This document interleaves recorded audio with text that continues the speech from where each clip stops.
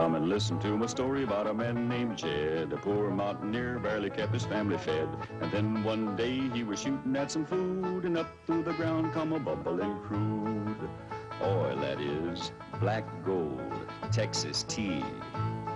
Well, the first thing you know, old Jed's a millionaire. The kinfolk said, Jed, move away from there. Said, California is the place you ought to be. So they loaded up the truck and they moved to Beverly Hills, that is, swimming pools, movie stars. The Beverly Hillbillies.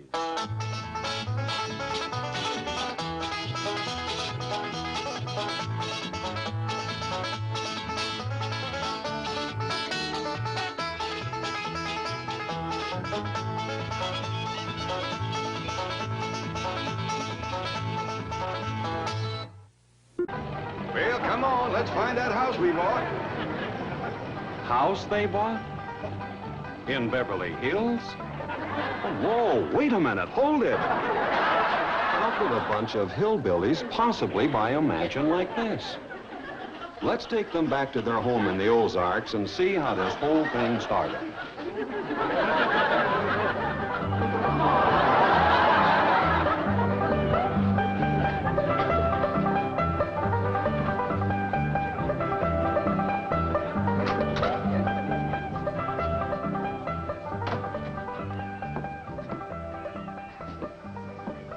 Jed, you gotta do something about that young'un of yourn. How'd that happen? Fighting with a bobcat. It hurt?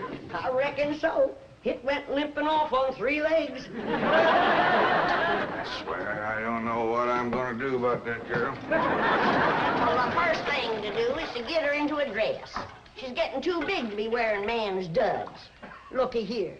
She's done popped the buttons off of her shirt again. Well, everybody carries herself proud, with her shoulders throwed back. It ain't her shoulders that's popping these buttons. When you grow it up, round it out, female won't. Time she started acting like one. Well, one of these days, some boy will come along and start courting her. They came courting when she was 12. What did she do? She whopped the tar out of him. Girl running around as wild as a cougar, wrestling, fighting, and hunting. She ought to be doing woman's work. Helping me with the steel. Yeah, I'll speak to her. Oh, that reminds me. Better go down and stomp out the fire under that mesh. Now, hold on now, Granny. You ain't gonna stomp out no fire like that, are you? Huh? Oh, of course not. Don't want to burn my shoes. Granny,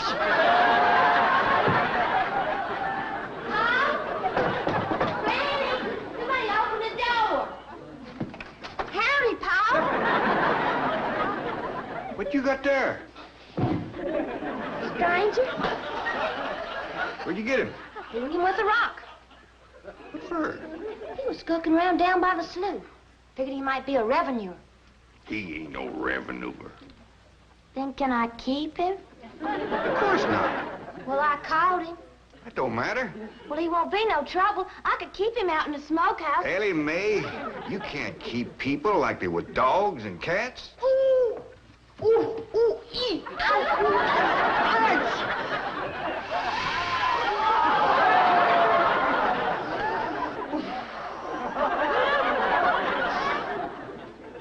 Who's that? Some feller Ellie found nosing around. Beamed him with the rock so it'd be easier to tote. Why, that there fella's from the petroleum company. What's a petroleum? I don't know. He asked me if he could do some wildcatting down by the slough. I said, help yourself. We're glad to get rid of the critters. What he said? I laughed. The laugh's on him. There ain't no wildcats down there at that slough. Heck no. It's too full of oil. Oh. What happened? Where am I? This here's the Clampett place. I'm Jed Clampett, my young and Ellie Mae, and Granny. Granny says you've been doing some wildcatting. There's no need to. Mr. Clampett, that swamp of yours is full of oil. I could have told you that. Well, my company would like to pump it out. Yeah, I like that too, but I just can't afford to have it done. Oh, no, you don't understand. You see, You wouldn't have to pay for it. Oh, I don't take favors from strangers. No, Mr. Clampett. You see, you're a very rich man. How big a rock did you bean here? No bigger than a hedge apple. Listen, I've got to call my office in Tulsa. Have you got a telephone? A what? A telephone? Well, maybe one of your neighbors has one. It's well, down in this country, it's probably a box attached to the wall. And, you talk into it, and they can hear you in Tulsa. Maybe you better sit down for a spell. No, I haven't time. Listen, where's the nearest airfield? Airfield? You know, Granny, that's one of them there fields sets up in the air. Oh, never mind. I'll find it myself. Listen, now don't you sell that swamp till you hear from me. I'm flying to Tulsa. Now he thinks he's got wings.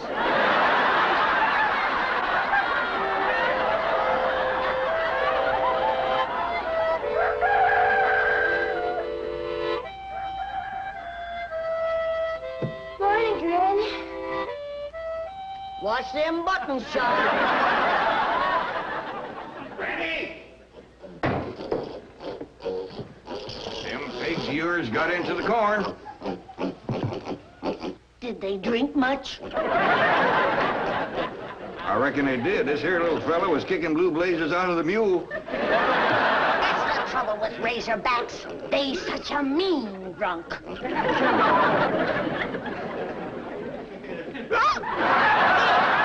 wouldn't happen if you'd stay in the house where you belong.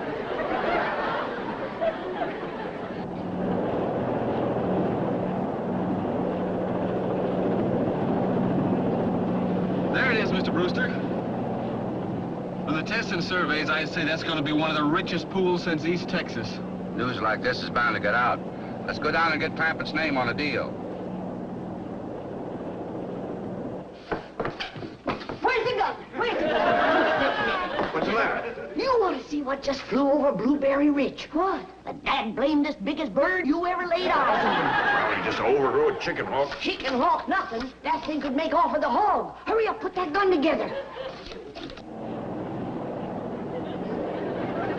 No room to land near the cabin, Mr. Brewster. It's too rocky and hilly. Then let's get the sling ready to be lowered. Well, Mr. Brewster, that might be dangerous. Hang the danger. We're going to be the first oil company down there if it kills you. Yes, sir. Me? Don't worry. If it's safe, I'll follow you.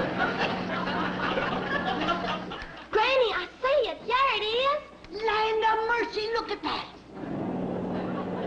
What you doing, Granny? That thing's only got one claw, but danged if it ain't grabbed up a man. Hurry, Pa, it's my stranger. Where is it? Just flew over the house. I'll get it on t'other side.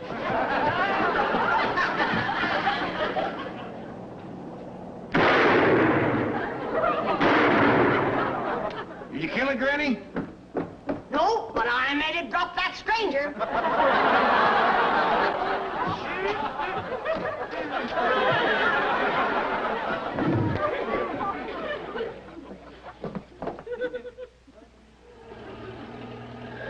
Jethro, stop this thing. Granny! Yes, dear? Granny, grab a hold of something and hang on. Cousin Pearl and that overgrown son of hers is headed right for the cabin in that old truck. Heaven protect us.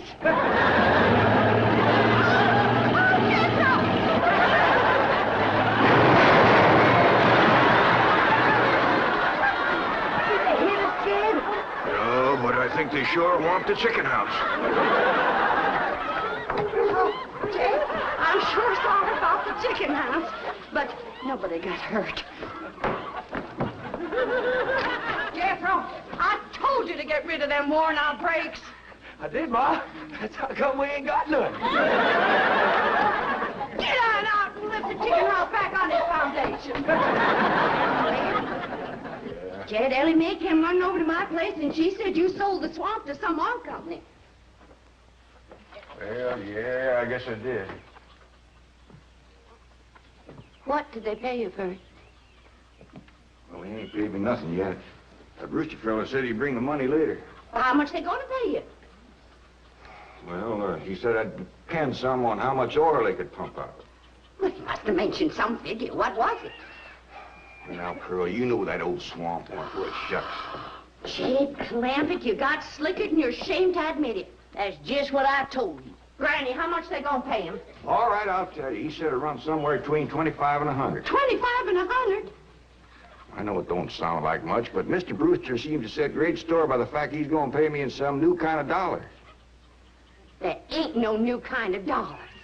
Well, it's new to me. I've heard of gold dollars, silver dollars, paper dollars, but he says he's going to pay me in, what do you call them, Granny? $1 million. Yeah.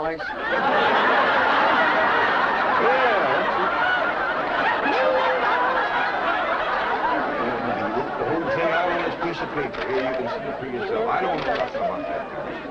Let's see here now. Saints in heaven. Granny, give me the jug. It's empty, but I'll fetch some. I'll go, Granny.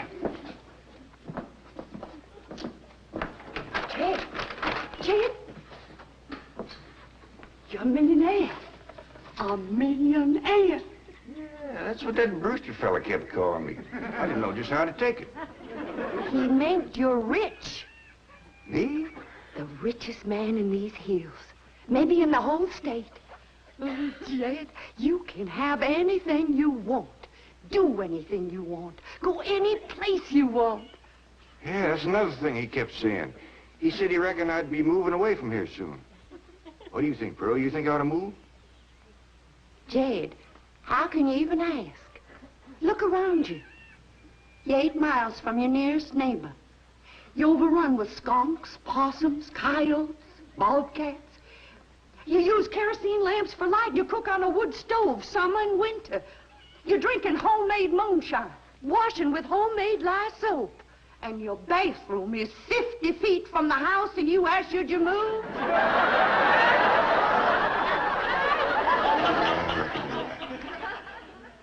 Man, be a dang fool to leave all this.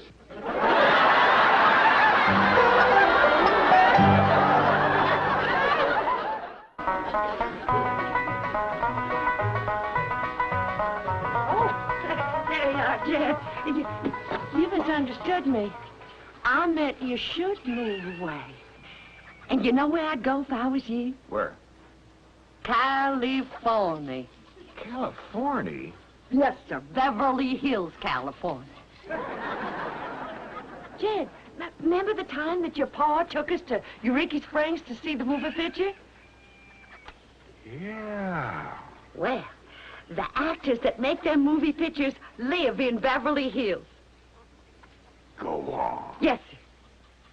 Well, doggy. Isn't that something? Living in the same neck of the woods with old town me. Yes, John would. And we could come visit you. You know what else they say about California? What? It don't get cold out there. What don't get cold out there? Nothing don't get cold out there. They don't have no snow or no ice. Can't they bring some in? They don't want it. That's why they're so good for Granny. Remember last winter when she slipped on the ice and broke her hip? Yeah, poor old woman. She was limping for 2 days. Well, that couldn't happen in California because they don't have no ice. How come? I don't know how come. But Granny'd sure like it, and we could visit you.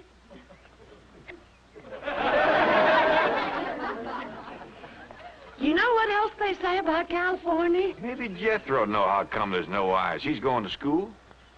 We could ask you. Jethro?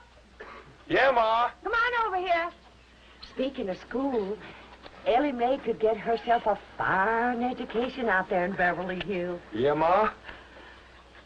Your rich uncle's got a question he'd like to ask you. What rich uncle, Ma? Your rich Uncle James. Jethro? How come there's no ice in California? Don't look at me. I didn't take it. Don't know what I did, Ma. Oh, get out of here. I don't know. clean. California's got it all beat. Why, things grow twice as big out there. Jethro would be a whopper, wouldn't he?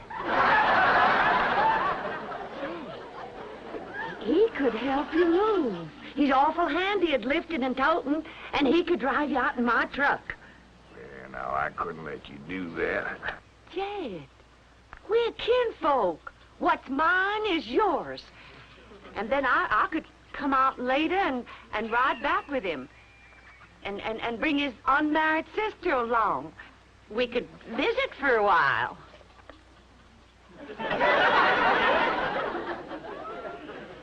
Jay, did I ever tell you about them oranges they grow out there? I tell you what, Pearl.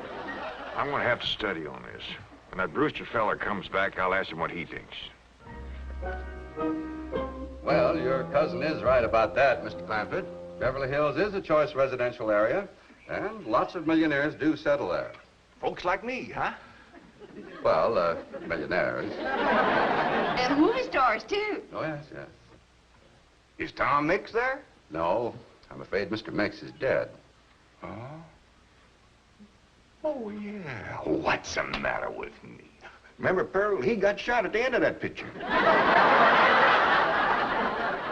there are plenty other movie stars, and that's where Jed wants to live. Ain't it, Jed? I do like the notion of living in the hills.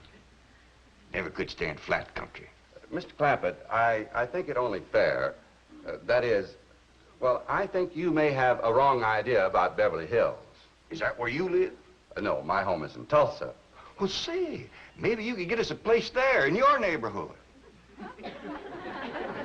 Mr. Clampett, let's not beat around the bush. You will love Beverly Hills. Then that's it. Can you steer Jade onto a good place? No, I can get the bank out there to handle it for him. He'd like a nice big place with plenty of room for his kinfolk to visit him. Well, I would like a nice, roomy place if I could afford it. Oh, Mr. Clampett, with your money, you can afford the Taj Mahal. Okay, I'll take it. Well, no, you see, I was just making a little joke. Oh, well, go right ahead. Well, you see, the Taj Mahal is in India.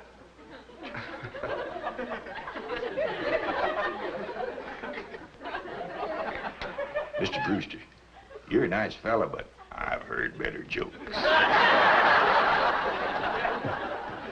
Is the foreigner staying to supper? I'm ashamed to say I ain't asked him. How about it? Oh, I don't think so. Oh, no trouble. What you cooking tonight, Granny? Mustard greens and possum innards. You hear that, Mr. Brewster? Very clearly. Change your mind? Not this time. Well, if you should happen to come back tomorrow, we'll be having leftovers. That's the thing about possum innards. He's just as good as second day.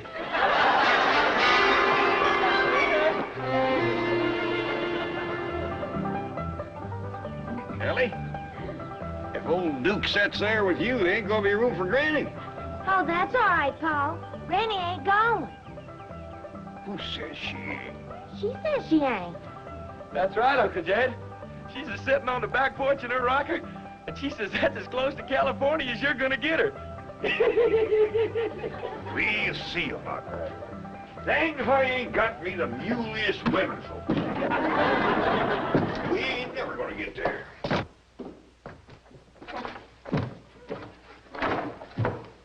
Now, what's all this nonsense about you ain't going to California? Ain't no nonsense to it. If the good Lord had wanted me in California, he'd have put me in California. Maybe he's just getting around to it. Book says he moves in mysterious ways. Well, if he moves me, I'll go. But you and Big Jethro ain't a budging me. Granny, this here Beverly Hills sounds like the kind of place you'd like. That Brewster fella says they got smogs out there. What's a smog? Well, me and Jethro figured out that's a small hog. You heard the girl say they ain't got no snow out there. You could run your still year round. Run it the year round here. Yeah, but walking down through the snow to the still always makes you feel so miserable. I might feel miserable walking down.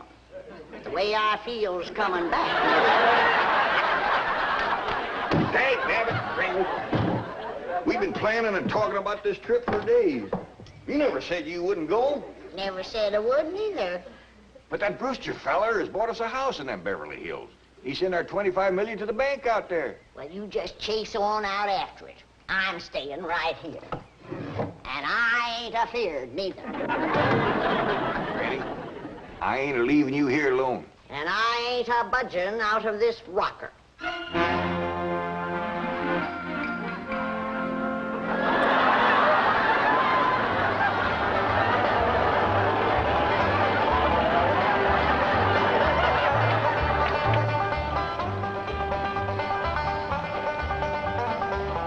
Jethro, what does that sign say?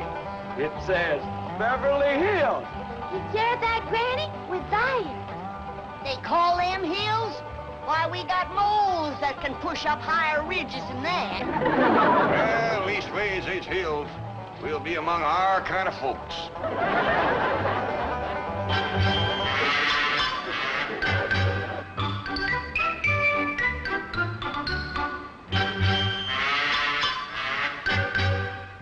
This deposit of $25 million to the account of J.D. Clampett. J.D.? As in Rockefeller.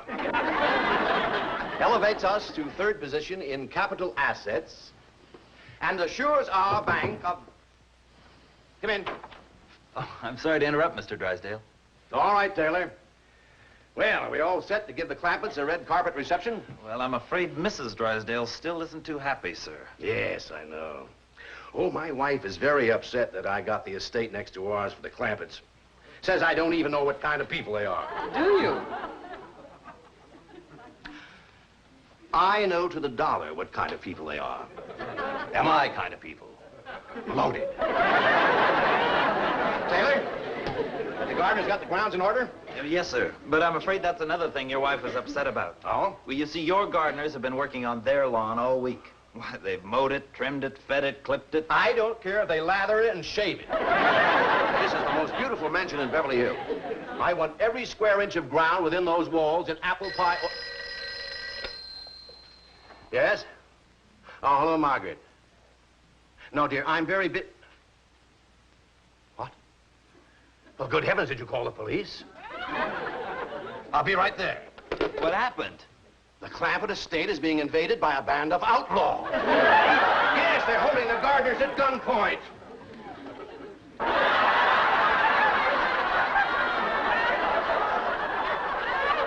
Sure is lucky we come along when we did. That's the truth. The way they were slipping through that gate, another 5 minutes and that whole darn prison would have been empty.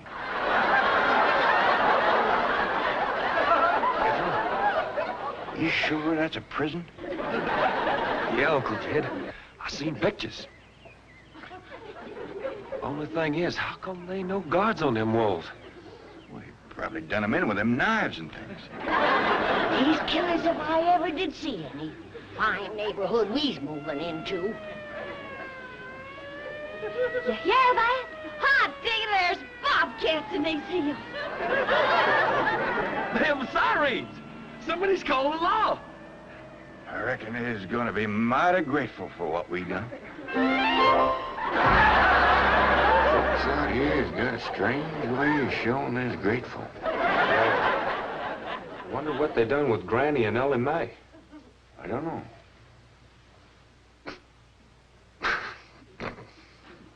They sure put up a scrap, didn't they?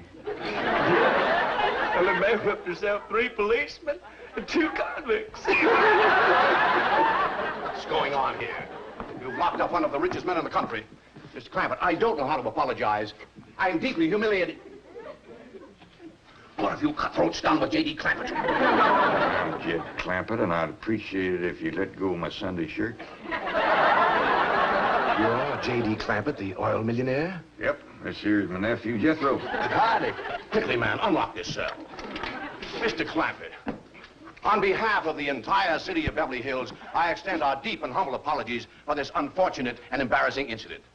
Oh, I'm Milburn Drysdale, president of the Beverly Hills Bank. My car is waiting to take you and your family to your new home. We want you to know how happy we are to have you, your handsome nephew, your lovely daughter, and your beautiful mother.